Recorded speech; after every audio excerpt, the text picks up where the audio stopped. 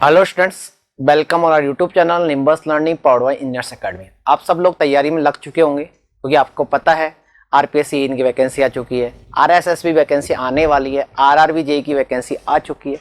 तो सब लोग तैयारी में जुट चुके होंगे और मैं भी उम्मीद करता हूँ कि आप इस साल अपने माँ बाप का सपना को पूरा कर सके। तो अब तैयारी कैसे करनी है जिससे कि आपका आरपीएससी ईएन 2024 में सिलेक्शन हो जाए, आरआरबी जेई निकाल पाओ, वहाँ पर आरएसएसबी जेई आती है तो वो भी आप निकाल पाओ। तो उसके लिए आपको किन किन बातों का ध्यान रखना है, किस तरह स्ट्रेटेजी अपनानी है आपको वहाँ पर जिससे कि एग्जामिनेशन क्रैक हो जाए। क्योंकि आपको पता है कुछ लोग आरपीएससी ईएन में देने वाले कुछ लोग ऐसे हैं जो दूसरी बार अटेम्प्ट देंगे, कुछ ऐसे होंगे जो पहली बार अटेम्प्ट देंगे, कुछ ऐसे होंगे जो वहाँ पर किसी डिपार्टमेंट में जेईएन की पोस्ट पर होंगे या किसी प्राइवेट जॉब में होंगे और वहाँ पर आरपीएससी ईएन की तैयारी कर रहे होंगे। तो सभी स्टूडेंट्स जो भी तैयारी कर रहे हैं या करने की प्लानिंग कर रहे हैं तो वहाँ पर किन बातों का ध्यान रखना है जिससे कि मिनिमम मेहनत के साथ मैक्सिमम आउटपुट आपके पास आ जाए। तो इसके लिए यहाँ पर मैं ये वीडियो में आपको बहुत सारी बातें डिस्कशन करने वाले कि तैयारी करते टाइम क्या बातों का ध्यान रखें, किन पॉइंटों का ध्यान रखें, किन को नेगलेक्ट करके चले, किन का ध्यान ज़्यादा रखना है, किन पर इफेक्ट ज़्यादा देना है, इन सब की बातों का ध्यान रखने वाले हैं। तो इसके लिए मैं यहाँ पर एक स्पेशल टेक्निक का डिस्कशन करने वाला हूँ। वहाँ पर SQRT टेक्निक। SQRT टेक्निक क्या है? सबसे पहले हम जिस भी एग्जामिनेशन की तैयारी कर रहे हैं सबसे पहले आपको उसका सिलेबस देखना है। सिलेबस से पहले वहां पर आपको पैटर्न देखना है कि क्योंकि आपको पता है आरपीएससी एएन की बात करते हैं तो वहां पर उसका पैटर्न बिल्कुल डिफरेंट है। पहले प्री होगा, प्री में आपके वहां पर राजस्थान जीके का पेपर होगा और टेक्निकल का होगा। वो दोनों के दोनों पेपर एमसीक्यू होंगे।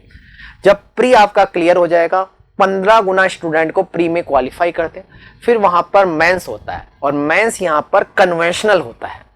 आपको मतलब क्वेश्चन दिए जाएंगे, आपको वहां पर थ्योरेटिकल आंसर देने, वहां पर कन्वेंशनल पेपर होगा। उसके बाद वहां से 3 टाइम्स स्टूडेंट को सेलेक्ट करके इंटरव्यू के लिए भेजा जाता है।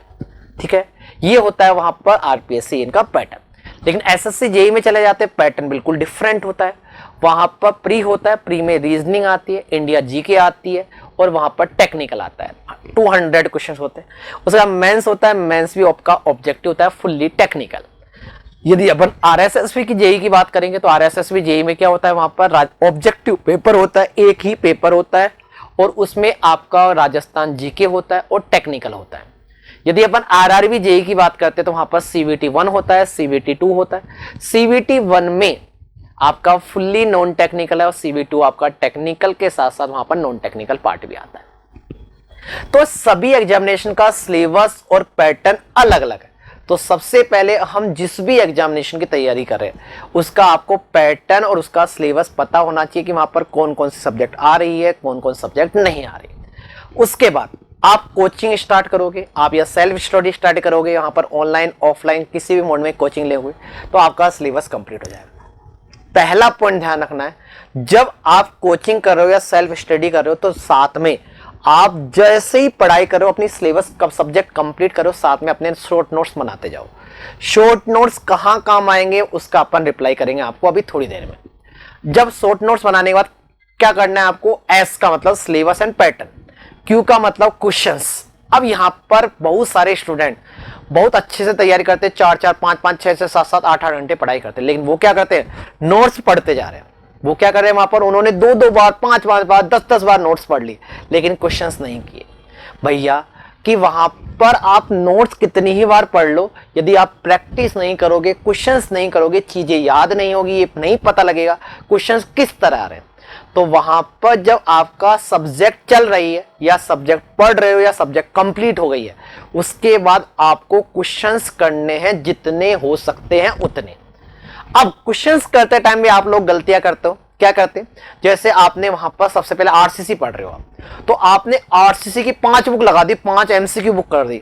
उसके बाद ना आपने वहां पर सोइल आया, वहां पर 3 ही बुक करी, बाद सोम आया 2 बुक करी, बाद में सर्वे आया 1 ही बुक करी, उसके बाद आपका एनवायरमेंट आया आपने क्वेश्चन करना ही बंद कर दिया। भैया हमको मैनेज करके चलना है, इस तरह मैनेज करना है कि कम से कम हर सब्जेक्ट की 1 या 2 बुक तो मैं लगाऊं। ये नहीं है कि वहां पर आप एक सब्जेक्ट की 5 बुक लगा लो और दूसरे सब्जेक्ट की वहां पर बुक ही ना लगाओ, क्वेश्चन ही ना लगाओ। इस तरह पढ़ाई करनी है कि आपको वहां पर एक सब्जेक्ट की आप वहां पर एक ही बुक लगाओ, एक, लेकिन वो सब सब्जेक्ट की लगाओ, एक बुक को आप 2 बार लगा लो, कोई समस्या नहीं है। आपको वहां पर एक ही सब्जेक्ट की बुक नहीं लगानी, सारी सब्जेक्ट का इंपॉर्टेंस है, सभी सब्जेक्ट के क्वेश्चंस करने, तो वहां पर सब सब्जेक्ट करनी है, चाहे सब सब्जेक्ट के क्वेश्चन आप वहां पर एक ही बुक लगा लो। तो प्रैक्टिस वेरी इंपॉर्टेंट है। कहावत भी सुनी होगी, practice make a man perfect. Practice ही इंसान को परफेक्ट बनाती है और प्रैक्टिस बहुत ही जरूरी है। अब आता है वहां पर आर। आर का मतलब होता है वहां पर रिवीजन। अब रिवीजन, बहुत सारे स्टूडेंट का डाउट होता है सर रिवीजन किस तरह करें, समझ ही नहीं आ रहा। 2 महीने पहले मैंने सोइल पढ़ी थी, अब मुझे लग रहा है कि मैं सोइल भूल चुका हूं। 2 महीने पहले सर मैंने वहां पर ज्योग्राफी पढ़ी थी, आज मुझे लग रहा है कि मेरी जो ज्योग्राफी आती ही नहीं है, भूल गया मैं। तो कैसे रिवीजन करूं सर, टाइम भी नहीं मिल पा रहा है। सबसे पहले तो आपको क्या करना है, वहां पर रिवीजन करते टाइम आपको कुछ पॉइंट्स का ध्यान रखना है जो आप जनरली ध्यान नहीं रखते हो, या आपका वे वहां पर मुझे लगता है रिवीजन करने का तरीका थोड़ा अलग हो सकता है, मेरा कुछ अलग है। तो मेरा जो तरीका यदि आप एक सब्जेक्ट में यूज करके देखना, मुझे लगता है बहुत बेनिफिशियल होगा। आप क्या करते होंगे, जैसे कि आपको वहां पर सोइल का रिवीजन करना है आज, जो कि आपने 2 महीने पहले पढ़ी थी, तो आप क्या करते होंगे, वहां पर नोट्स उठाएं, फिर क्वेश्चंस करें। आपका तरीका ये होता होगा, मेरा तरीका कुछ उल्टा है। आप क्या करो, वहां पर 2 महीने बाद आप सोइल पढ़ोगे, सोइल का रिवीजन करते हो, तो पहले आप क्वेश्चंस करो। कौन से क्वेश्चन करने, जो एमसीक्यू आपने पहले की थी उसी एमसीक्यू के क्वेश्चंस करने। तो आप पहले क्वेश्चंस करो, फिर आपको वहां पर क्वेश्चंस, ऑब्वियसली वहां पर बोलोगे कि सर 2 महीने बाद पढ़ो तो मुझे चीजें याद नहीं है, क्वेश्चंस नहीं होंगे। मैं भी मानता हूं कि आपको पूरे 100% क्वेश्चंस नहीं होंगे, लेकिन वहां पर 60% 50% क्वेश्चंस हो जाएंगे। 50% क्वेश्चन हो रहे हैं तो इसका मतलब आपको कॉन्फिडेंस बिल्ट होगा कि यार मेरे को 2 महीने बाद भी 50% चीजें याद है, तो एक कॉन्फिडेंस आएगा यार 50% चीजें याद है, कोई दिक्कत नहीं है। अब क्या करो, आप नोट्स पढ़ो, जो क्वेश्चंस हो गए उनसे रिलेटेड थ्योरी को कम टाइम दीजिए, जिनसे रिलेटेड क्वेश्चंस नहीं हुए उनको आप ज्यादा टाइम, प्रॉपर टाइम दीजिए और नोट्स पढ़िए। उसके बाद आपको क्या करना है, उसके बाद वहां पर देखो तीसरी टेक्निक है टी। आपको उसके बाद क्या करना है, वहां पर उसके बाद आपको टेस्ट सीरीज लगानी, उस सब्जेक्ट का टेस्ट अटेंड करना है। क्लियर है। अगला डाउट आता है, अगली प्रॉब्लम आती है वहां पर मैनेजमेंट की। सर बोलते हैं सर वहां पर हमको टाइम ही नहीं मिल पाता कि वहां पर हमको नॉन टेक्निकल भी पढ़ना है, हमको जीके भी पढ़नी है, हमको मैथमेटिक्स भी पढ़नी है, हमको रीजनिंग भी पढ़नी है, कैसे मैनेज करें। भैया आपको वहां पर कि वहां पर सर क्लासेज भी जानी है, सब कुछ करना है, टाइम ही बहुत कम पड़ रहा है हमको, तो मैं बोलूंगा कि आपके पास 24 आवर्स है। 24 आवर्स है, यानी 24 आवर्स को आप वहां पर 8-8 घंटे के सेगमेंट में 3 जगह डिवाइड करो। 8-8 घंटे के सेगमेंट में आप क्या करो, वहां पर 3 जगह डिवाइड करो। ठीक है। पहला 8 घंटा आप अपने आप को दीजिए। पहला 8 घंटे आप अपने आप को दीजिए। अपने आप को मतलब वहां पर, यहां पर आपका स्लीपिंग हो गया, सोने का टाइम हो गया, यहां पर आपका खाने का टाइम हो गया, वहां पर ईटिंग, खाने का टाइम हो गया, यहां पर आपका रेस्ट करने का टाइम हो गया, आपका बात करने का टाइम हो गया, सब कुछ मिला के आपको इस तरह मैनेज करना है कि 8 घंटे में सब कुछ हो जाए।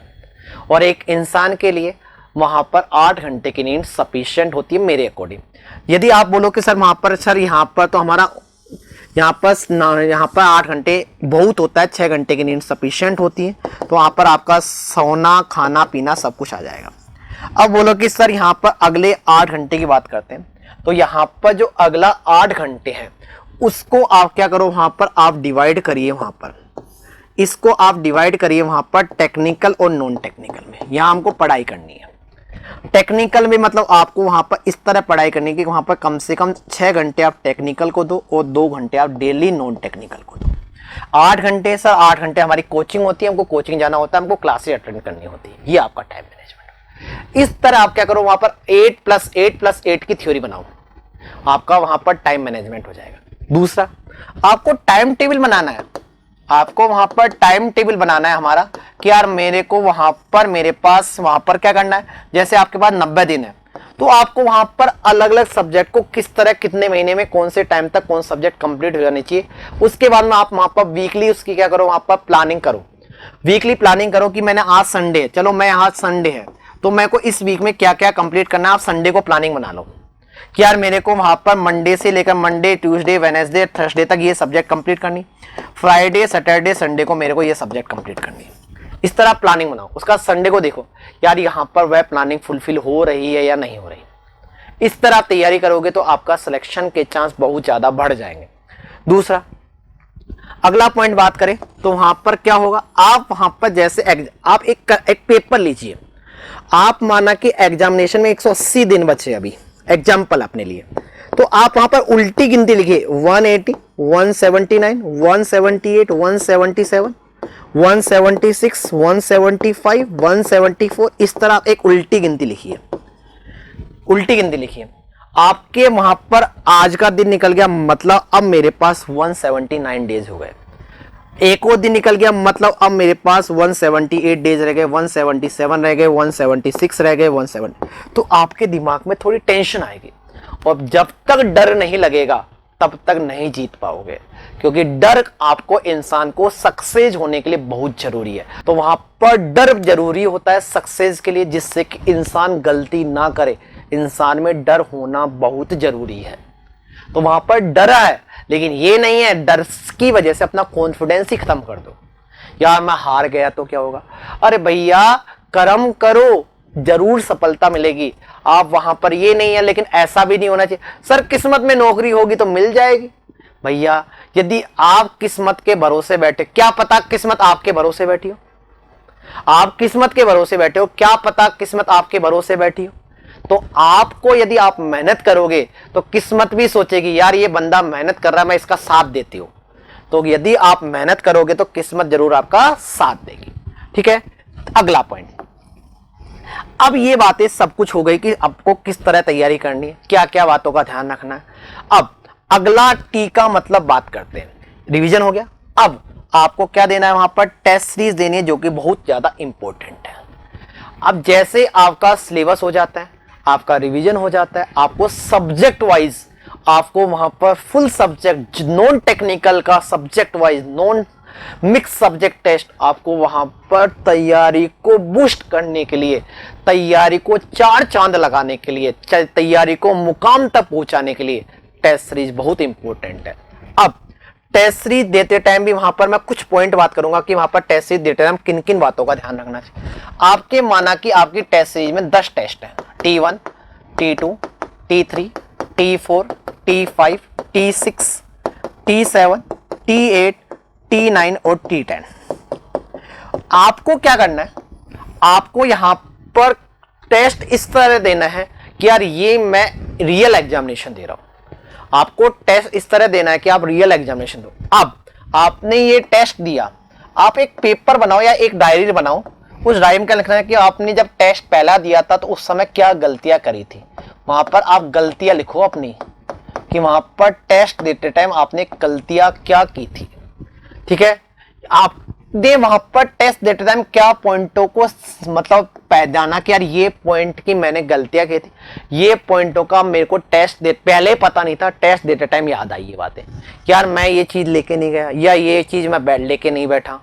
तो आपको वहां पर गलतियां क्या थी, तो आपको यहाँ पर गलतियां आपने क्या की, कैलकुलेटिंग मिस्टेक करी आपने वहां पर, आपने वहां पर क्वेश्चंस को पढ़ने में गलतियां करी, आपने क्या क्या गलतियां करी उसको लिखना है। ठीक है, अब आप जैसे दूसरा टेस्ट देने जाओ तो आप पहले टेस्ट में जो गलतियां की थी उसको देखो, अगले टेस्ट में वहां पर वो गलतियां नहीं होनी चाहिए। आप यदि जब आप दूसरा टेस्ट देने जाओगे तो मैं गारंटी से बोलता हूं, यदि आप इस तरह गलतियां लिखोगे तो आप जब दूसरा टेस्ट देने जाओगे तो आपकी वहां पर 6 में से 5 गलतियां होगी, छठी गलती नहीं होगी। और आपको ये गलतियां जैसे जैसे आप टेस्ट 10 तक जाओ तो यहां पर जो सिली मिस्टेक्स हो रही थी, कैलकुलेशन वाली गलतियां हो रही थी, क्वेश्चंस को पढ़ने में मिस्टेक हो रही थी, ये गलतियां आपकी वहां पर खत्म हो जाएगी यदि आप टेस्ट सीरीज दोगे। जिससे ये गलती यदि टेस्ट सीरीज में ही खत्म हो गई तो वहां पर फाइनल एग्जाम में ये गलतियां नहीं होगी, क्योंकि ये गलतियां आपके सिलेक्शन में रोड़ा बनती है। सिलेक्शन के चांस को वहां पर, जो एग्जामिनेशन क्लियर हो रहा है उसको वहां पर अटका देती है, ब्रेक लगा देती है वहां पर। ठीक है, इसलिए हमको ध्यान रखना है कि वहां पर ये गलतियां हमको नहीं करनी है। ठीक है, अब आज के जमाने में स्टूडेंट के सिलेक्शन का सबसे बड़ा डिस्ट्रैक्शन यदि मैं बात करता हूं तो वो है आपका मोबाइल फोन। कि हम क्या करते हैं, मोबाइल में पढ़ना है, भैया मोबाइल से टेस्ट सीरीज देखनी है, तो वहां पर जैसे आप टेस्ट सीरीज देखते हो, टेस्ट सीरीज देते हो, आपके व्हाट्सएप आ जाएगा, व्हाट्सएप को चेक करने लग जाते हो। भैया जब टेस्ट सीरीज दे रहे हो तो बाकी सब नोटिफिकेशन को आप क्या कर दो, ऑफ कर दो ना। यदि आप नोटिफिकेशन को ऑफ कर दोगे तो आपके वहां पर नोटिफिकेशन नहीं आएंगे, आपका ध्यान डाइवर्ट नहीं होगा। अगला होता है सर रील देखने बैठ गए भैया, यहां पर आप एक रील देखने बैठ जाते हो तो एक के बाद दूसरी, दूसरी बात तीसरी, तीसरी बात चौथी, और कब 1 घंटा निकल जाएगा आपको पता भी नहीं लगेगा। तो जितना कोशिश हो सकती है आपको इन मोबाइल से दूर रहना है, आपको वहां पर तैयारी पे ध्यान देना है। SQRT टेक्निक जो मैंने बताई, SQRT अपन कौन सी टेक्निक बताई यहां पर, देखो यहां पर SQRT टेक्निक का वहां पर फॉलो करना है।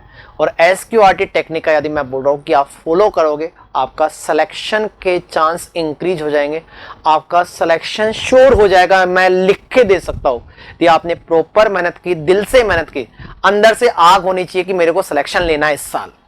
जब तक आपके अंदर से आग नहीं आएगी, अंदर से आवाज नहीं आएगी या मेरे को सरकारी नौकरी चाहिए या मेरे को RPSC में सिलेक्शन होना है, तब तक आपका सिलेक्शन नहीं होगा। जिस दिन आपने सोच लिया कि आज सिलेक्शन लेना है इस बार, अंदर से आवाज आने लगेगी पढ़ना है, पढ़ना है, पढ़ना है, तो उस दिन आपकी सिलेक्शन भी होना का चांस बढ़ जाएगा और आपकी तैयारी भी बहुत अच्छी होगी। तो इन सभी, अब ज्ञान बहुत हो गया, आपको पढ़ाई पे ध्यान देना है, किस तरह पढ़ाई करनी है, सब कुछ अपन ने जान लिया है। अब आप वहां पर जिन पॉइंटों का ध्यान रखना है वो मैंने बताया, जिन पॉइंटों को आपको वहां पर नेग्लेक्ट करके चलना है उनका भी आपको ध्यान रखना है। मतलब क्या करना है ये हर कोई बता देगा, लेकिन क्या नहीं करना है वो चीज मैंने बताई है। तो इन सब बातों का आप ध्यान करना, तैयारी करो अच्छे से, वहां पर आपको इस साल सिलेक्शन लेना है। अंदर से आग जगाइए, वो अंदर से जगाइए कि यार इस साल मेरे को वहां पर सरकारी नौकरी चाहिए, चाहे वो RPSC हो, चाहे RSSB JEE हो, चाहे वहां पर SSC JEE हो, चाहे RRB JEE हो। इन्हीं सभी बातों के साथ मैं आज के इस वीडियो को कंप्लीट करता हूं। बने रहिए इसी तरह के इंफॉर्मेटिव वीडियो के साथ, ज्ञानवर्धक वीडियो के साथ, निम्बस लर्निंग यूट्यूब चैनल के साथ। धन्यवाद। If you really like the video, please hit the like button, share the video, subscribe to our YouTube channel and press the bell icon for the latest updates. Thank you.